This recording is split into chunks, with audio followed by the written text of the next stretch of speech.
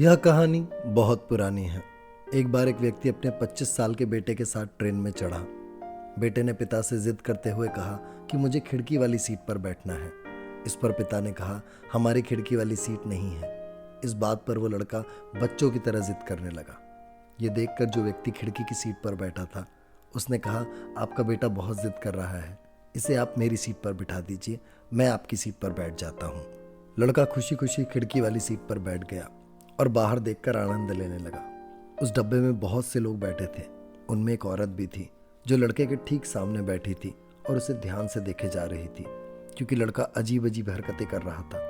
जैसे जब ट्रेन चलती तो लड़का अपने पिता से चिल्लाते हुए कहता, देखिए पेड़ कैसे चल रहे हैं, देखिए वो इमारतें दौड़ रही हैं, देखिए साथ की पटरियां दौड़ रही हैं।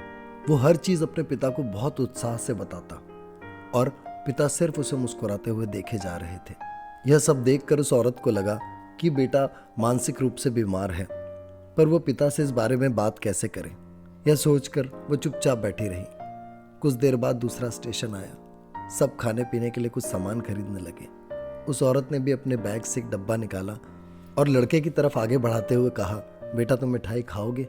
लड़के ने बड़े ध्यान से मिठाइयों को देखा और एक मिठाई उठाकर खाने लगा। धीरे धीरे पिता में और उस औरत में बातचीत शुरू हुई। उसने लड़के के पिता से कहा, एक बात बोलूं, आप बुरा तो नहीं मानेंगे? पिता ने कहा, बताएं। उसने कहा, मैं बहुत देर से देख रही हूँ, आपका लड़का मानसिक रूप से ठीक नहीं। मैं एक बहुत अच्छे डॉक्टर को जानती हूँ, आप अपने बेटे को उन्हें दिखाएं, इसे बहुत फायदा होगा। यह बात सुन वह व्यक्ति मुस्कुराया और उस औरत की तरफ देखते हुए बोला, मैं अभी अपने बच्चे को डॉक्टर के पास से ही लेके आ रहा हूँ। वो बचपन से अंधा था, 25 साल इसने कुछ नहीं देखा। आज इसे नई आंखें मिली हैं। ये दुनिया इसके लिए एकदम नई है, इसलिए ये सब कुछ अपनी नज़रों के सामने नया पाकर अजीब अजीब बातें कर रहा है। दोस्तों, हमारे असल जीवन में, आपके जीवन में, बिना किसी को जाने उसके बारे में कुछ भी विचार बना लेते हैं। बिना कुछ जाने किसी के बारे में कोई भी टिप्पणी कर देते हैं। इस कहानी से एक बड़ी सीख मिलती है कि बिना सब कुछ जाने हमें कभी किसी को परखना नहीं चाहिए। किसी के बारे में पूरी तरह जाने बिना उस पर कोई टिप्पणी करना आपके लिए एक बड़ी गलती साबित हो सकती है।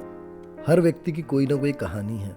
सब अपनी जिंदगी के किसी न किसी उधेड़-बुन में लगे हैं। इसलिए किसी को परखने से पहले हमें जान लेना चाहिए कि वो किन स्थितियों से गुजर रहा है। परखना मत, परखने में कोई अपना नहीं रहता, किसी भी आईने में देर तक चेहरा नहीं रहता। आशा करता हूँ ये कहानी आपके जीवन में कोई भूमिका निभा पाए। आप देख रहे हैं निश्वसिता। ऐसी ही प्रेरक कहानियों के लिए जुड़े रहें। निश्वसिता से शेयर करें, सब्सक्राइब करें, ताकि प्रेरणा सब तक पहुंचे। धन्यवाद।